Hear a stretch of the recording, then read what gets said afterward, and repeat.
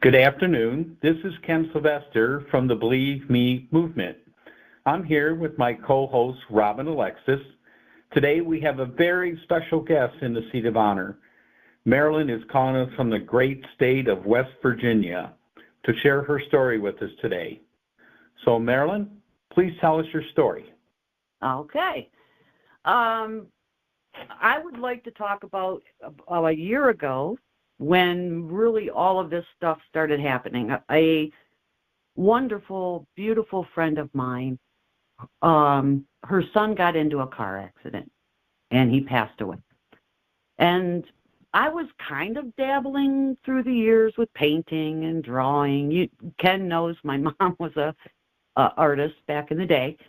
And so I dabbled on and off. Well, I decided to paint her son. And as I'm painting, I started, it felt like I was talking to myself. Like everybody talks to yourself, especially when you're painting. You're like, in your head. And, but now I was like talking to myself and answering myself. And like as if he was talking to me.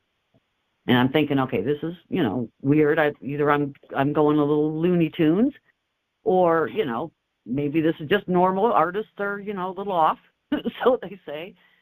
So then he kept saying things to me, and I kept talking back. I was just talking back to him. I was having a very hard time. In fact, I tried 3 or 4 times to paint him, and I was having a very hard time with one of his eyes.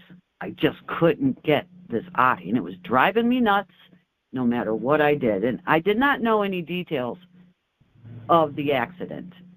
In fact, I, told her I was sorry and cried a little bit with her, and that was about the extent of what had happened. So I start texting her and, telling her about this because I had to ask her. I found the one picture online, but I couldn't get it. So then I asked her for different pictures, and she didn't have any really better pictures than this particular one. So she knew I was painting it. So then as time is going, and he had a very weird sense of humor, and so he was cracking me up. I'm laughing like I'm trying to do this eye, and then he would make a comment like, well, and I'm like, I got to make it, perfect, it's got to be great. And he would make a comment, something in the order of, well, I'm already dead. You can't make me look any worse. I mean, just that's the kind of, seriously, that's the sense of humor he had, right? So, and he would make these comments. So finally I gave the picture, of course, my friend Twyla bawling, and of course I was bawling when I gave it to her, and she absolutely loves it. And I told her, I said, I hate to tell you this, but he really had some kind of sense of humor. And I go, it's kind of crass, and I go, he makes me laugh. And believe it or not, she didn't think I was crazy. In fact, she said to me that he's been doing weird things around their house, and that she knows it's him, and that he is there. She knows it. She has no. So here now, I'm not thinking I'm cuckoo. So I would tell her things, and she'd be like, "Oh my God, Marilyn," she said, "Oh, that's something that he would say that. That's something exactly he would say." And when I told her about the eye, that's when she proceeded to tell me that he had lost an eye in the accident. Wow. Yeah. Talk about a confirmation. Then that's when my ears perked up. And then I was like, holy moly, okay. Wow. Then I started doing animals, and I would go back to the groomer. There was one animal I didn't want to draw. I just didn't want, sometimes it either goes beautifully or it just goes really bad. And I didn't like the dog, and I didn't tell her, but I said, this dog really gave me a hard time. She goes, oh, he was not a friendly dog. He didn't like people, right? And then, there was this one poodle that I was doing, and I thought, and it kept saying I want a dark background, and it's a black poodle. I'm like, ugh, that's okay. But it wanted to be regal, and it wanted to look like an old Rembrandt painting. Come to find out, when I told my groomer, she's like, oh, my God. She goes, his mother or dog owner is very rich, lives in a very classy, Baroque-type house. I mean, it was so even my groomer now believes everything. She's right there with me. Then I was doing a woman who had, I think she had MS, and she had passed away, and another friend of mine. And she kept wanting to listen to Elvis and Johnny Cash, because they tell me what they want to listen to. I mean, I've been listening, but this one was like Elvis, and then purple background. I'm like, ew, purple. Okay, what? Come to find out, purple was her favorite color, and that she absolutely loved Elvis and Johnny Cash. And even animals have favorite music. Huh. So they'll tell me what they want to listen to. So all these weird little things have been happening over this last year with all these animals that I'm doing. And everybody tells me the eyes. It's all about the eyes. When I paint, they tell me, oh, my gosh, you can just see right through their soul. And I actually feel like I am, in a way. So I thought I was a little goofy, but I haven't been wrong yet with animals that have passed away. I don't get much with people or animals that are alive. I get feelings, and I can tell from the pictures, you can kind of get an idea. But so I thought I was going crazy. Normally wouldn't tell people. I mean, some people, they do know. I tell them. I said, look, I feel them. I talk to them. So whether I'm a crazy artist or whether there's really something to this, I don't know. But the most interesting, the one that really brought it home, I had a dream of my ex-husband that I haven't seen or talked to in 30 years. And I consider him my soulmate. He was my soulmate. When you look back and go back in time, you go, oh, wow, I was just young. I had a dream about him, and it bugged me so much that when I walked to my sacred place, I thought about calling him. I'm like, I should call him. I think I'm going to call, I should probably call him. And it was very strong for a few days. Call him. It was real strong. And I didn't, because I'm thinking, I haven't talked to him in 3. What am I going to say? He's married, he's got a kid. But I stayed friends with his mother on Facebook. A week later, she texted me to tell me that he passed away the day I had the dream. She didn't tell me for a week, and I thought, whoa, okay. Very interesting and very scary. Because then I'm starting to think, oh, my gosh, if I dream about somebody, are they going to die? Because now it's like, So, yeah, it was really a strong. So now when I get that feeling, trust me, I call. Even though nobody's dying every time I get that feeling, but, it doesn't hurt that if you get a strong feeling to call somebody to, I learned a lesson on that one. Now, because I really do wish I would have talked to him. So, even though I wouldn't have, because he had already been gone. But he passed away alone. And I talked to his wife for quite a while. And, so just weird things like that have been happening more this year than ever. So, Robin, what can you tell Marilyn about these things? You've been down this path. Well, I really appreciate, Marilyn, first of all, you sharing the stories, because, you're coming out. You're really letting people know that you now know that you do have these abilities. And maybe someday we're all going to have them. But for right now, for you to accept that you have them and have them be validated, and for you to be of service to people with your gifts. Oh my gosh, isn't that just the most exquisite thing in the world? Yes. Yeah. And I feel bad because I know that when she sends me one, I know they're past.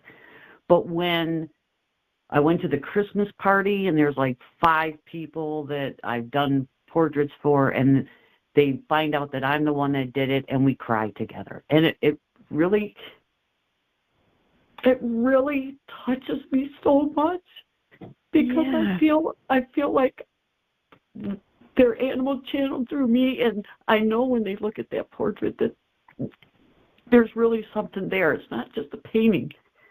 Exactly. To me, it's not just a painting, but it brings them relief. And even when I do people, it's the same thing. They're like, "Oh my gosh, it looks like I'm that they're right here with me." So, yeah, and I don't paint things just to paint. There's not one painting that I've ever done that I didn't give to somebody, or I don't. I mean, I might have a painting of a landscape, but if I took a lesson or something, but the joy is painting something I'm not going to keep. Well, the beauty of you bursting into tears, I could clairvoyantly just see your heart opening. And so there's no question that this is your soul mission, your soul purpose, to offer up this way to help people grieve and to realize that life and love exist beyond the veil, beyond the physical.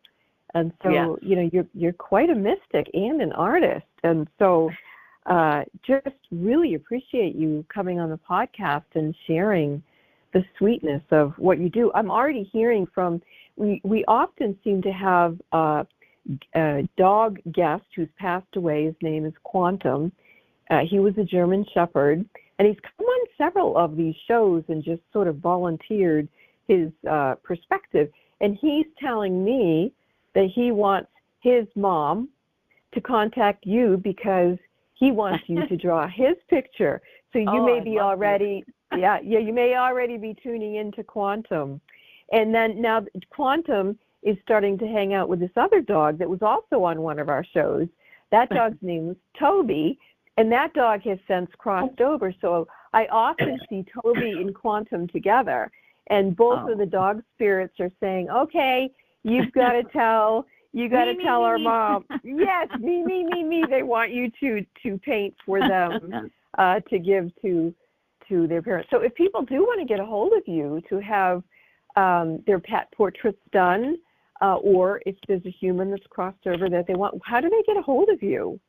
Well, I'm on Facebook under M Portraits by M as in Maryland, K as in kite, B as in boy. Okay, Portraits by MKB. MKB. Yep. Okay. All right. Well, that's exciting too. Or they can look up me, Marilyn Bannister. Marilyn Bannister. Yep. Okay. Yep. So, Marilyn, I'd like to make a bit of a comment about your ex-husband coming to you, and you clearly, to me, what happened is he came to you as his soul was departing. He came to you, and he was saying to you also that he realized you both were soulmates. And so there was a telepathy, there was a clairvoyancy that came through the dream, but there was a recognition of the deep love between the two of you. To be honest with you, that was exactly my thought too. When she told me exactly how he passed away, I thought to myself, he was coming to say goodbye. Yes. Because, and I do know, I mean, even she knew, I broke up with him, so got divorced with him, but we were like 17 to 18, and then we broke up, and then it was from 23 to 25, so, and I just should have, I always stayed in contact with his mom, so his mom kind of kept me informed, but he was very sick for many, many years. But when you said that, I agree 100%. I felt that he came to me. Yeah, I feel like Yeah, I feel like he's still here, that he I wants still talk to him. Yeah, and I feel like he wants to say something about divorce, that just because people get divorced and they had, maybe a chapter of their lives with a certain individual, that when there's a deep connection, that soul connection lasts, and it's eternal. And he's reminding me of a client I had a couple weeks ago who she had a dream about when she was in high school. She was madly in love with a coach of, I can't remember what sport it was.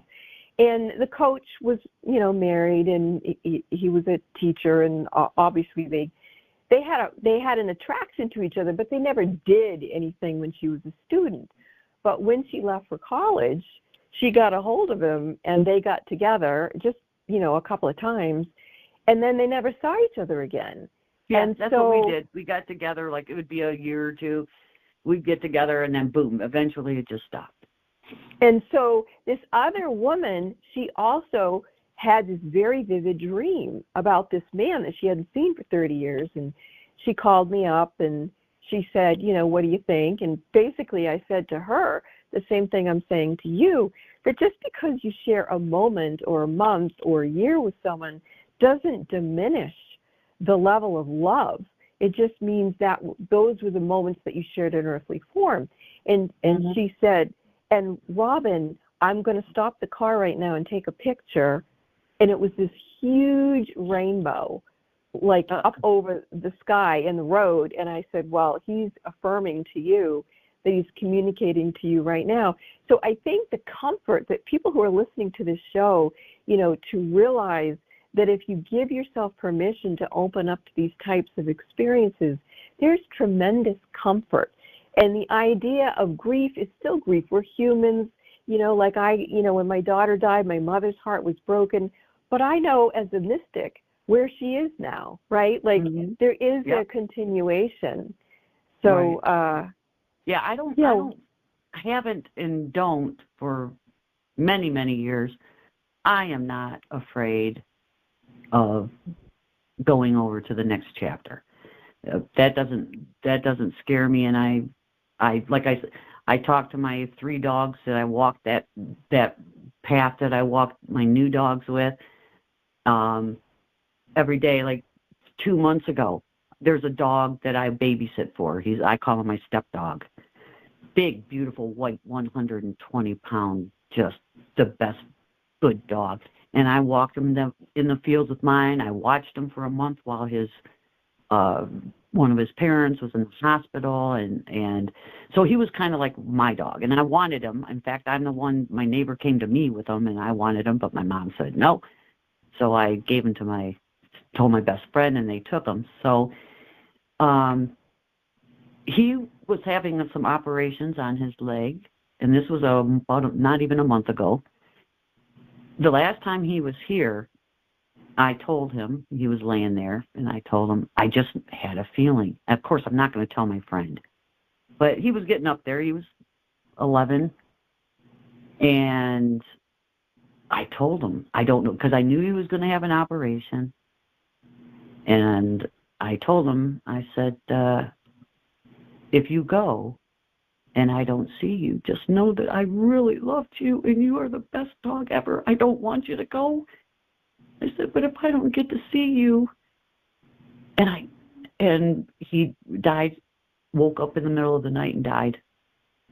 Wow. Probably 3 weeks after I had that talk with him. But I'm so glad I had that talk with him. Yeah. Because I know. But I say hi to them every day, all of them, all of my animals. That is so beautiful. How about you, Ken? I'm just totally blown away listening to the two of you. I've just recently found I have limited psychic abilities and intuition, but the two of you, of course, are at a much higher level, and I'm just totally fascinated by this whole thing, and that people starting to realize that they have this intuitive thoughts that may be more than just intuitive. But it's harder for someone like myself to separate it. but you two guys are a bit more advanced and can do that. And I'm hoping one day to get to that level. Well, I never used to be, because I used to be able to feel things when I would go into friends' houses. And, one friend I told him about, he's like, my daughter actually saw a dog go by, and I called him up and I said, you don't have a dog. My daughter was adamant it was a dog. And I said, you don't have a dog. Did you, he's like, oh, so she saw, Rover. Oh, she saw Rover. I'm like, because I told her there was ghosts in the house, because I've been in there many times, but I always have been afraid. And every time I get that really strong feeling, the one thing I would say every time is, I don't care that you're here and that I feel you, but if I see you, I will never come back in this house. That's my thing. I don't want to see him. Mm-hmm. I probably would be more open to that now, but not really. I'm not too sure, but that's what I used to say all the time when I would get that feeling. I'd be like, don't show yourself to me or I won't come back. And I would walk in the house. Every time I'd walk in the house, hey, guys, how you doing? I'd say hi to them and go about my business. But, yeah, so I don't know how I would feel about that. I'd rather be more hear them than see them, I guess. Well, I think it's important to manage one's psychic abilities, and it's important to negotiate with the different spirits what you will and will not experience. It's important to observe the energy and not absorb it. Like, for example, sometimes when someone is missing or dead, you may have the experience of them in your head or in your body, and that is a violation. We want to be able to observe it but not absorb it. They're boundary challenged if they're jumping into us. And so what I like to do is say, okay, there's a table in front of me. Put yourself on the table in front of me just so I can observe you. And then what I do is I ask, is it part of my soul purpose to help you or not? And if I get a no, then I just say, okay, you got to move on to wherever. And then if I get a yes, then I'll, contemplate it a little bit, like what could it possibly be? Do I need to whatever, I don't know. Right. And then once that's done too, I just delegate it away, because just because we see things or feel things or know things doesn't mean we're responsible to fix it. It may just be that we are the conduit to delegate it out to be dealt with by something else. So, right. For example, in 1998, October of 1998, I was helping someone who had a missing brother.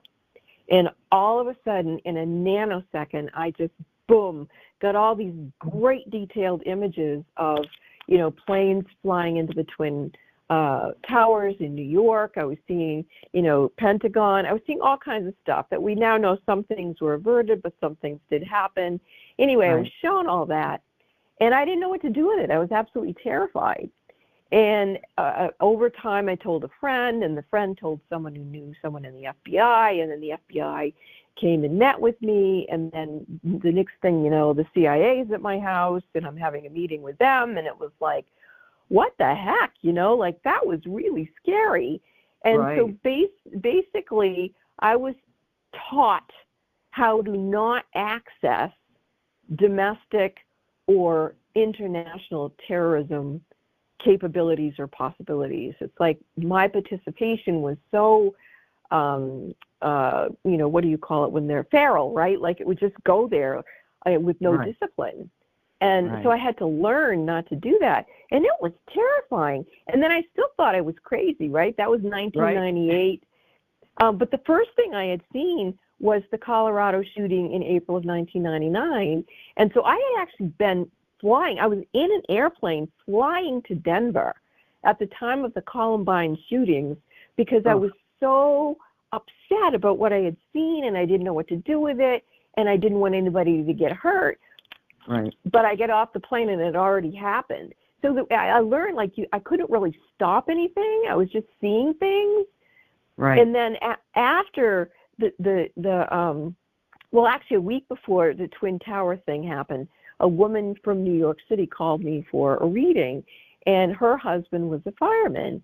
And I said, well, on this date, tell him not to go to work. And she said, he hasn't missed a day of work in 25 years. I said, well, I could be crazy.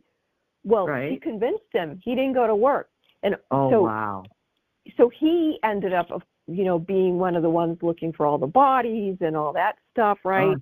And so then they were calling me and saying, well, where's so-and-so? Where's his body? And I would give information like, okay, I see so-and-so on a stairwell. His body's intact. He's with a bunch of other people. He's still wearing a helmet. His helmet's crushed. He's still wearing a wedding ring. And his wife's like, that way.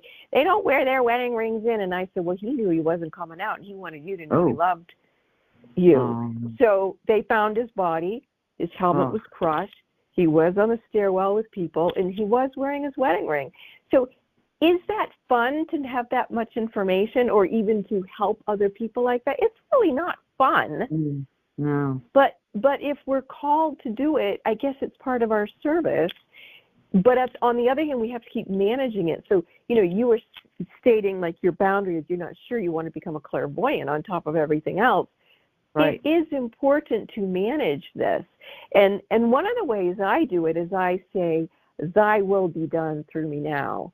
Because if something comes to me, it's not just because, it shot into my head from somewhere. It's actually God's will for me to know something. And then I still apply the tools of, okay, for example, if, dead person's in my head, get out of my head and get on the table in front of me and we'll discuss it then. Right. So I don't know if that's helpful to you at all, but that's what I thought. Yeah. That I do have a little control, because I actually, from what I understand, have astroplaned. And done it more than once. But the first time it happened to me, I honestly thought I was dying. And got very scared because I heard this fluttering in my ears, like like a loud fluttering, and then it felt like my chest was getting heavy, and then I started lifting up, and I thought, okay, am I dying? I mean, that's honestly is what I thought was happening, is that I was dying. I ended up floating over Steve, my ex-husband who passed away. I was with him the first time it happened, and I saw him and I in bed and freaked out, got back in my body somehow, I guess. I don't know. And I thought, okay, now that was a weird dream. And this was back in the 80s, so, it could have been really weird, but it wasn't. So then, as time went by, there was I guess, a point in my life where I didn't care if I was dying. And so years later, when it happened again, I thought, well, this is kind of cool. Let's go. Let's go with it and see what happens. Don't be afraid, because every time I'm afraid, I could stop it. It would stop. But if I went with it, it was pretty cool. And then eventually I started meditating at night and thinking about making everything real heavy in my body, and then doing some kind of meditation stuff. And I could feel my arms would feel like they're starting to float, And eventually I went with it, but then I read up on it because I'm like, okay, what is this? And then found out that you don't want to astroplane because you might bring in some bad energy, or that you could bring back. And I wasn't experienced enough in it to know what that was, because there were times when I would feel something else there with me while I was doing it. So it was like there was something there. Well, thank goodness you had that good sense. And it's interesting you're bringing that up, because the day that I had all the downloads of visions of all these things were going to happen, the precursor to that was I didn't even know what astral projection was at that time, certainly not what remote viewing was. But that's exactly what happened. My astral body projected out, and I was seeing all this. I mean, it was crazy where I went and what I was seeing, and and I was terrified that they were going to see me, because if they could see me, if they had psychic ability that was more advanced than mine, then they were going to like take me psychically, and then what do you do, right? That's you can't get back into your... That's what I read, yeah, because when I started reading, because I was like, okay, what does it mean when you feel like you're dying and your body floats out of your body? What does that mean? And that's when I started reading up on it and thought the exact same thing. But I never really go far. I haven't gone far. There was times when before I started really reading up on it, I was like, hey, this is kind of neat. Let's take a trip and, see if I could actually go somewhere that I wanted to go, like go to so-and-so's house or something, something like that. And then when I read up on it a little bit more and found out, well, yeah, there's other people doing this, and it did warn. So I have not tried it again, but the fact of the fluttering and the feeling of that you're it's more like you're vibrating out of your body. It's like this loud noise in your ears, or boom, fluttery noise, and it was pretty scary, but it actually got kind of fun. And then when it got fun and I read up on it, I ruined it. Well, there's 2 points I want to make with you. One is, there is this experience that you and I both have had of astral projection, remote viewing, but there also is another experience called the out-of-body near-death experience. There's different phases of dying. One of them is you're out of your body, and this is what I'm going to describe to you. My second near-death experience, I was in the hospital. I was very, very close to death. All the doctors were like, she's not going to make it through the night. And I saw myself come out of my body, and I was bouncing off the ceiling, and I was kind of looking down at my body, looking down at all of them, saying, oh, yeah, she's a goner. And in my voice, in my head, with myself up on the ceiling, I said, no, I got to go back into my body. And then I saw these angels come, and they brought me back in, and that time it kind of fluttered in through my chest, like, say, a soul retrieval back into my chest. I didn't actually cross over like I have in other lifetimes of death. I mean, in this lifetime of death experiences. But that one was different because it wasn't somehow I was up there, but I still had some kind of control to come back. The experience of the astral projection was, oh my God, I am out of my league. I don't know what I'm doing, and I could get deep doo-doo. And that's what it sounds like you were feeling. Exactly, yeah. Yeah, exactly. Yep. So I'm like, am I dying? Because if I'm dying, I don't want to right now. I better get back in there before I go too far. Well, I like having this conversation with you is wonderful, because I'm hearing that we both have reverence for this. We have respect for this. We understand it can be dangerous, and we want to use it for that which is part of our soul mission and soul purpose, which, as you were describing earlier, when you could give comfort to a pet owner by painting the animal's photo after death and still bring the essence, the soul essence of the pet to life through the art, or the soul essence of a child that's been lost through the art, and then share that with these other people to help everyone understand, what really is death, what really is life. And so I think what I hear you saying is what I also say to myself: thy will be done through us now, and let's stay in our own lane. And for us, our own lane is fulfill our soul mission. Is that accurate, or am I putting words in your mouth? That's exactly. This is it for me. This is what brings me joy. I mean, pure joy. It really, there's no other word for it besides the joy that it brings me, even though I'm sad, because, of course, I've lost pets, and we've all lost pets and people. And, when I'm sitting here, I have what I call my wall of fame.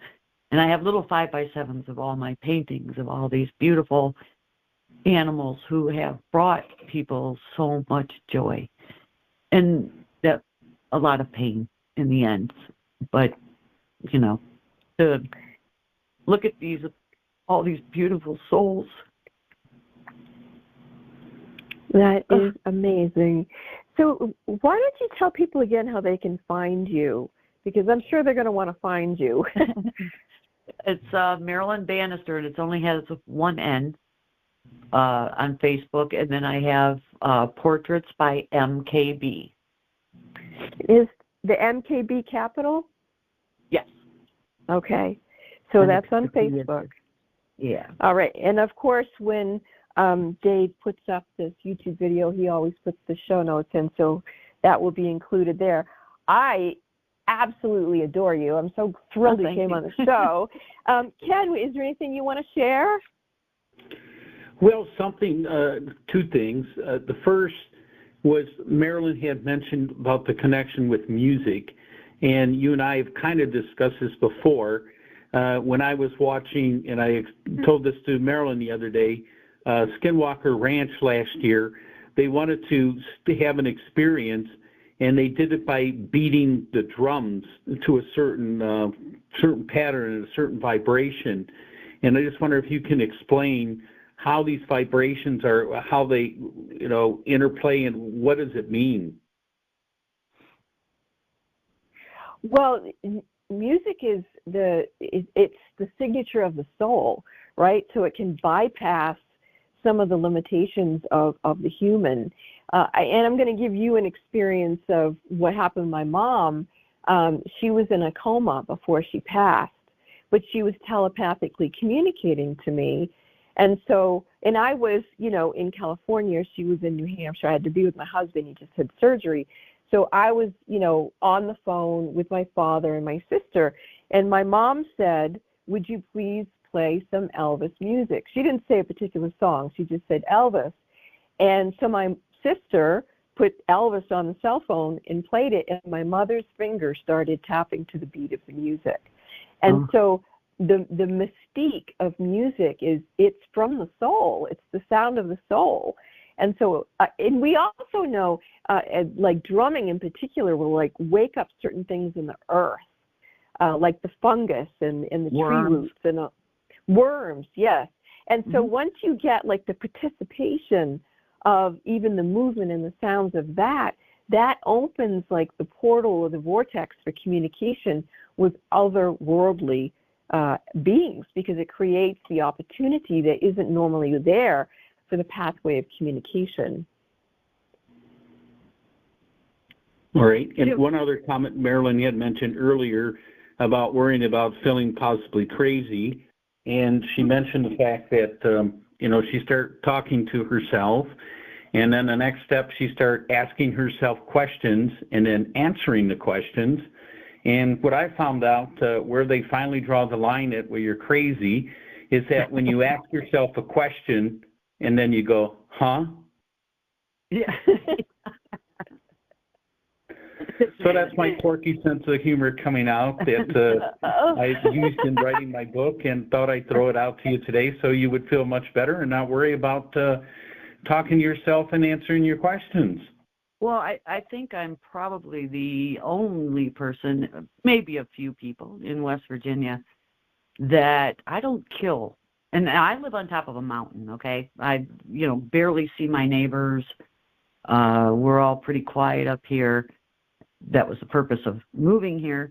But if I got a mouse in my house, I live trap it, and then I drive it way, way, way, way down the road and drop them up. Bugs, even stink bugs, I won't kill them. Spiders, I put them on a trap them and then take them outside and say, okay, here's your second chance, So I'm probably the only person in West Virginia that feels that these animals belong here, and critters, whether I like them or not. Black spiders I'm not too nice to, but sometimes. And I send them back off. They have just as much of a right to be on this planet as we do. So, and Ken, I know you were a lot older than I was back in the day, but I was an animal lover from the time I was born. And so, that's why I look at these beautiful souls and go, yeah, what would we, I mean, and the people too. I mean, I actually feel like I get to know the people who have passed that I have painted, that I get to know them. So, I'm probably the quirkiest person in West Virginia, but that's okay. That's a good thing.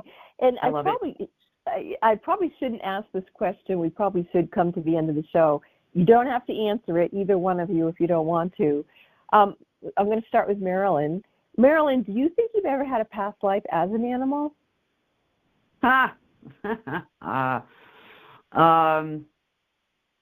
Ken probably wouldn't remember this either, but I had a very vivid imagination. In fact, on my Facebook about a month or two ago, they showed an adult person doing this, which I thought, boy, that's cuckoo. But I used to do it when I was a kid. I used to get on all fours and pretend like I was a dog. I could bark. I sounded exactly like a dog. I could whinny like a horse. I used to pretend I was a Black Panther, and I'd get on all fours and climb all in the furniture. And I had I was just a crazy animal girl. And I hope so. If I could have a wish, that would be my wish, because I would love to just. But see, I always have this saying with my life. This is how I've always looked at life, more in the past than now. But if I were an animal, it'd be my luck. I'd be, abused, or I'd be the, starving horse in a barn or something. It wouldn't be my luck that I would, get to live with Paris Hilton or something. That's how I always looked at my life. That's hilarious. I would love to have. I mean, if they can do that, because I'm not quite aware that you can cross. I've always read in things that you don't. If you were, human, you're human. But I believe we're all spirits, a collective spirits, all up there. We're all intertwined and connected. And if there's no body, then why can't we come back as anything? And I think if there is a God, he will make us in any, or she will make us in any form that is required for us to fulfill a soul purpose. So I'd never come back as a human. Well, again, we'll see what happens in the future. How about you, Ken? You want to answer that question or not today? Oh, no, I can answer, but first I have to make a comment. I lived right next door to Maryland growing up, and I had moved out there when I was 8 years old, and then as a teenager, I did babysit Marilyn, and I don't remember her ever acting like a dog. Well, you were quite a bit older than me, because when I was born, we moved there, so I grew up. I'm still quite a bit older than you. It's still the same margin, by the way. Yeah, but when I'm 0, or like when I'm 1 or 0 to 1, and you're already 8, 9, you were already doing your thing. But I got to have 5 brothers that I absolutely had loved and adored. That's cool. All right. Yeah, I have never imagined myself being an animal. You never did? No. Not that I can remember. I might occasionally done that, what Marilyn's describing is to entertain somebody when I was babysitting or something, but other than that, I did not. I bet you I got a horseback ride, because I loved horses, and that's all I ever thought about. So I did do that, horseback and piggyback rides. Yeah. Although I was standing up as a piggy. I can guarantee you. In fact, I want to say I actually remember riding on your back.